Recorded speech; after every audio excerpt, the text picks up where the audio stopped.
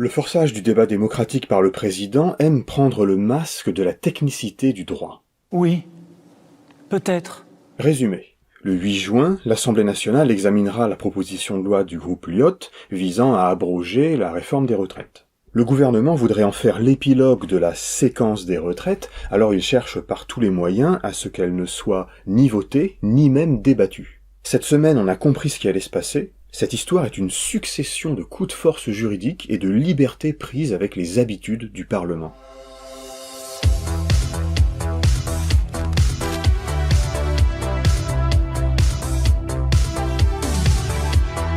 Macron a d'abord cru qu'il suffirait de faire oublier le coup de force du 49.3 en bombardant les Français de nouveaux chantiers législatifs. Ce n'est qu'à moitié réussi. Malgré la suractivité médiatique du gouvernement, la guérilla des casseroles montre que, à part les ministres et les éditorialistes, personne n'est prêt à tourner la page de la réforme des retraites. Néanmoins, Emmanuel Macron, dans un entretien publié par l'Opinion le 14 mai, s'était déclaré favorable à un débat à l'Assemblée sur la proposition de loi Lyotte, dans le cadre des 100 jours d'apaisement, de changement de méthode et de pédagogie. Le Parlement examinera la PPL. Pour la majorité, ce sera l'occasion de continuer à expliquer notre projet. Il devra d'abord y avoir un débat où chacun devra prendre ses responsabilités et expliquer comment on finance. On ne peut pas s'affranchir du débat quand on est une force politique républicaine. Il venait de forcer l'Assemblée à adopter la réforme des retraites par 49.3 un mois avant. Oui, peut-être. Mais le risque s'est fait sentir. Et si l'Assemblée votait l'abrogation ? Les députés macronistes ne font pas confiance aux députés LR, qui jouent ici un rôle pivot. Il suffirait qu'une poignée d'entre eux bascule pour que le texte soit voté, et donc retour à la retraite à 62 ans. Alors tout en claironnant sur les plateaux que ce vote du 8 juin n'est pas important, que de toute façon cette loi ne finira jamais son parcours législatif, la Macronie emploie tous les stratagèmes juridiques pour empêcher que le vote et même le débat aient lieu. Madame la Première ministre, le gouvernement laissera-t-il l'Assemblée nationale se prononcer sur cette proposition de loi ou aura-t-il de nouveau recours à des dispositions visant à en empêcher le vote ? On voit bien dans ces moments que les enjeux politiques ne se réduisent pas à la question de savoir ce qui sera voté ou non. Car même si c'est voté à l'Assemblée, ça ne suffira pas à retirer la réforme des retraites. Ça, on est d'accord.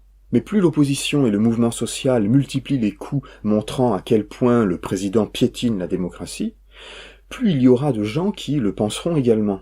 Ainsi, on peut considérer que le mouvement contre la réforme des retraites a contribué à diffuser dans l'opinion l'idée que notre organisation constitutionnelle bénéficiait trop à l'exécutif. Le camp présidentiel a donc concocté un plan pour que l'article 40 de la Constitution soit tout de même appliqué à la proposition de loi Lyotte, afin de la déclarer financièrement irrecevable et ne pas avoir à la mettre au vote. Alors même que le bureau de l'Assemblée nationale l'avait déclarée financièrement recevable au moment de son dépôt, et que le président de la Commission des finances, l'insoumis Éric Coquerel, l'a aussi validé mardi. Et moi, en fonction de la jurisprudence, d'ailleurs j'ai vu qu'il y a des constitutionnalistes qui commencent à me donner raison, j'ai vu Anne-Charlène Mezzina, Benjamin Morel, en fonction de la jurisprudence et du gage, j'ai estimé qu'il était recevable et qu'il valait mieux défendre l'initiative parlementaire qu'une version abrupte de l'article 40. Le piège s'est mis en place mercredi en commission des affaires sociales. C'est l'article 1 qui pose problème, celui qui porte justement l'abrogation de la retraite à 64 ans. Coquerel l'a validé. Il a dit grosso modo, habituellement on laisse passer quelque chose comme ça, donc c'est le débat et le vote qui trancheront, et non un contrôle de recevabilité a priori. Donc, étape 1. Les macronistes aidés des LR ont voté un amendement de suppression de cet article 1. Et donc les amendements de suppression sont adoptés, en conséquence l'article 1er est supprimé. Le vote a eu lieu. La proposition de loi est donc vidée de sa substance. La Macronie a-t-elle gagné mercredi ? Pas encore tout à fait. Étape 2. Lorsque cette proposition de loi arrivera en séance le 8 juin, le groupe Lyotte réintroduira l'article 1 par un amendement. Je déposerai un amendement, absolument, pour remettre le texte initial. Voilà. Et c'est celui-là que, immédiatement, un éminent membre de la minorité présidentielle dira « objection ». Irrecevabilité financière, on saisit la présidente de l'Assemblée nationale. Étape 3, la présidente Yaël Braun-Pivet pourra alors rejeter cet amendement, car elle le peut librement sur des amendements. Et jeudi, Yaël Braun-Pivet a clairement confirmé son alignement sur la volonté de l'exécutif, renonçant à défendre l'intégrité de l'Assemblée. En séance publique, s'il y a un doute sur la recevabilité financière d'un amendement, c'est la présidente de l'Assemblée nationale qui est saisie. C'est donc vous. Évidemment, moi je me suis prononcée et je ne changerai pas d'avis. Là, l'article 1, l'abrogation de la réforme des retraites, est inconstitutionnel en ce qu'il est constitutif d'une charge. La Macronie s'assoit donc sur l'usage en vigueur qui faisait que l'article 40 était appliqué avec souplesse, pour ne pas systématiquement barrer la route aux propositions de loi, donc celles qui viennent des députés. La présidente de l'Assemblée dit anticonstitutionnelle. Est-ce que c'est aussi simple que ça ? Non. Éric Coquerel n'a pas tort de s'appuyer sur la jurisprudence, en tout cas sur la pratique parlementaire, qui fait que pour les propositions de loi, on a toujours été très souple. Les présidents d'Assemblée, les présidents de commission le sont, pour permettre à cette initiative parlementaire de se développer. Alors, bon, on l'a vu au fil des mois, la Macronie est prête à utiliser toutes les ressources de la Constitution. 47.1, 49.3, vote bloqué, etc., en appelant cela démocratie, comme étant le sophisme de réduire la vie démocratique à la simple observance de la loi. Alors, ça peut être une condition nécessaire, mais c'est pas suffisant.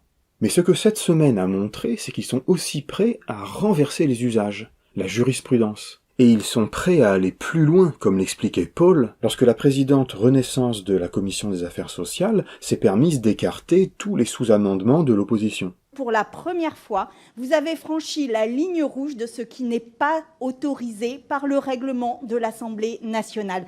C'est constater notre impuissance à vous contrer dans votre volonté de toute puissance et de ne pas vouloir perdre la face. Pour cette raison-là, notre rôle de parlementaire ne sert plus à grand-chose, nous le constatons et donc nous partons.